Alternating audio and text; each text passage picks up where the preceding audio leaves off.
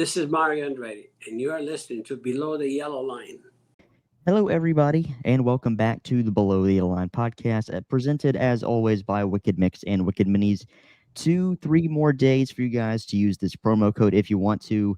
Now, for limited time only until Wednesday, January 31st, you can use code BTYL10. Again, that's code BTYL10 to get 10% off your order of Wicked Mix and Wicked Minis when you call them and order via the phone. You can go to moonlightmixes.com, see their selection, pick out what you want to buy, and then call 501-374-2244. Again, 501-374-2244.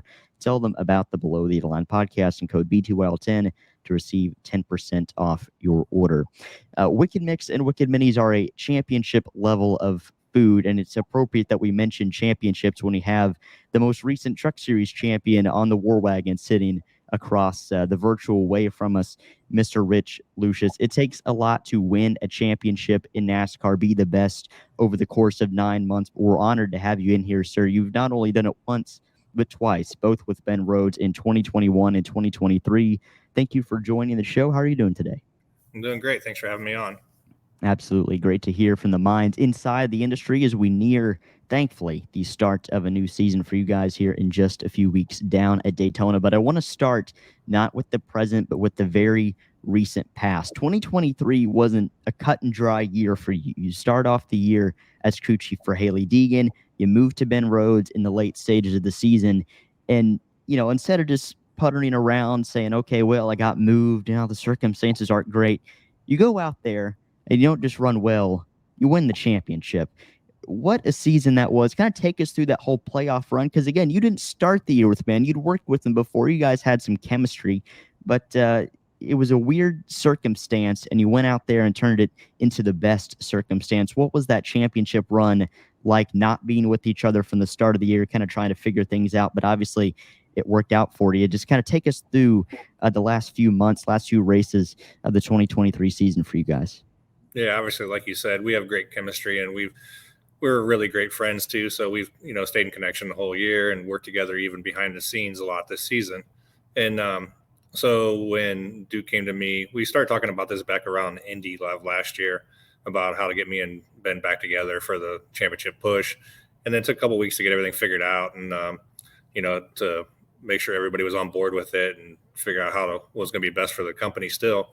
And after getting everybody in the line and figured out, how everybody wanted to do for the rest of the season, I got moved over right before Bristol. We go to Bristol, and we had a really good truck off the hauler, and I made a mistake qualifying. I didn't get enough qualifying adjustments in it to make it tight enough for him. So with that race being so short too, that obviously, we finished 7th, but we weren't very happy with it. Then we go to Homestead, and we obviously make a call there during the race to get us a second place finish. And, in Talladega, same deal. We were second in Talladega. So, just the chemistry with me and Ben together and this group of guys in the 99 that build great trucks week in, week out, made the push to go to Phoenix again. And, that's the 3rd year in a row that we made it to Phoenix.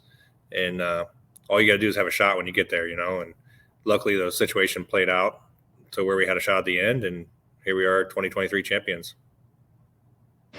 I'm sure it was a lot more complicated than you just made it sound, but that's why you're one of the best. You make it sound so easy, and especially, what was that championship race like? Because as everybody knows, that was not a cut and dry race either. It had, who knows how many laps of overtime, caution after caution, crash after crash, some involving championship contenders. It was a mess, but you guys come out on the right side of the smoke and the sparks. Was it hard for you to just kind of, be on standby and just sit there and not have, not be behind the wheel, not have any input? Or did you trust your driver to get through the melee and the chaos that race provided? Oh, I always trust him 100% with everything. And we had a plan going in, obviously. We had a pretty good idea how that race was going to play out, even though nobody really believes us, that we knew that, Corey Heim was going to be aggressive and those guys were going to be aggressive. And even Carson, we knew, put them in a situation they haven't been in before, where we've been in the situation now 3 years in a row. So we understand, what to expect. So, with all things considered, I think it played out pretty close to what we wanted. And then luckily, we were there at the end and we were able to capitalize when it meant something. But like you said, with 28 laps of overtime, I just wanted things to be over, and it just kept going on and on and on. And, and then we're in really good shape there. And then we get damaged from the right front when Zane misses a shift. So, it got pretty nerve-wracking at the end, but it all played out. I'm really glad that I wasn't A, in the driver's seat, but B, especially in your position, because I know you trust Ben Rhodes. He's a 2-time champion, one of the best out there right now, but I just find it so hard for me to not be able to do anything. You see all these guys driving and making crazy moves, and you just, you want to be in control. But when you trust your driver like you trust Ben Rhodes, I guess it's a little easier to put it in his hands. And you are a 2-time champion. 2021 was you guys' first run, and Ben was kind of an established veteran by then. You were an established veteran top the pit box, but that was your first championship run together. You've made 3 straight championship 4s now. But what did that first championship for you and Ben together mean? And it's made a dynasty, a mini dynasty, if you would, between you and him. But what did that 2021 championship mean to you guys and the whole 99 team there at ThorSport? I think to me personally, it meant, all the years of sacrifices in the late model world and the short track world growing up, all the late hours and all the paying my way into the racetrack. I think it just showed it all paid off. And, I've been at the racetrack when I was 2 weeks old. My dad owned a racetrack in Akron.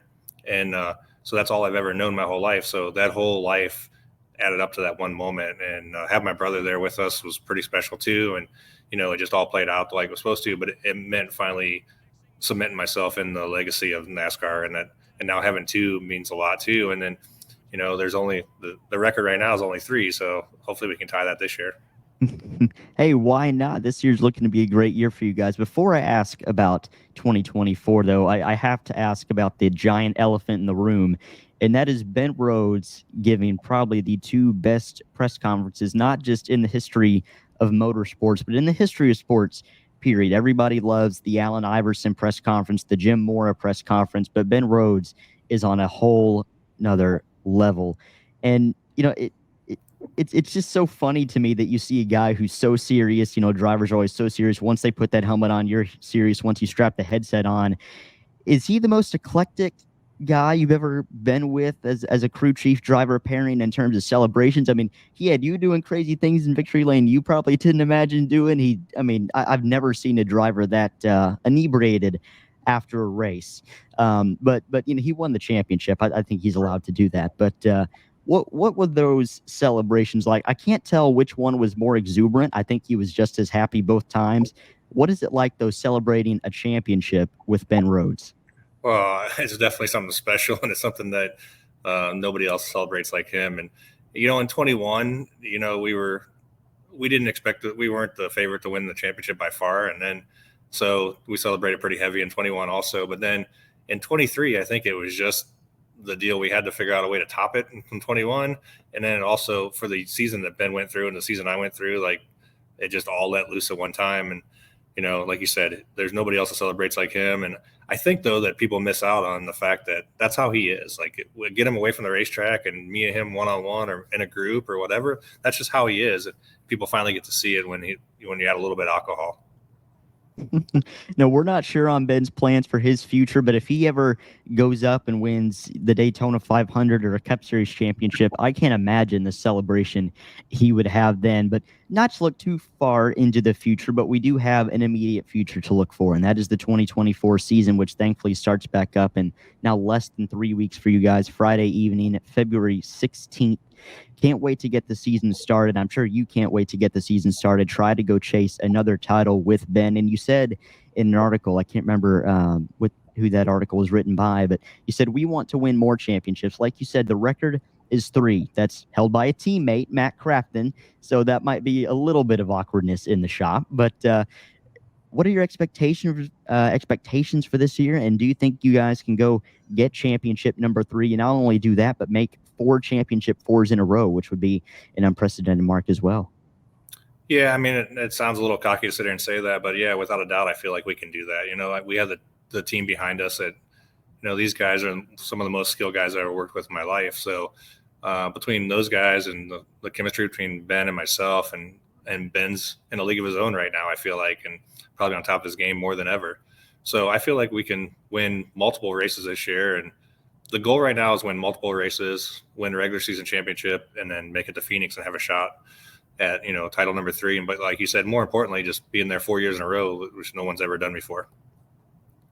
Yeah, it would be an incredible scene, an incredible celebration, but even more so if he was able to win that third championship. Well, sir, thank you so much for joining the show. You have the honor of being the first champion we've had on this show, so thank you for doing that, taking the time out of your day as you prepare for the 2024 season. Going to be a great one. You can see Ben and all his competitors out there at Daytona the evening of February 16th.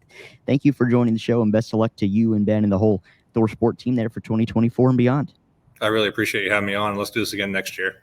Absolutely. Hopefully with another championship trophy and another legendary press conference in the books. Exactly.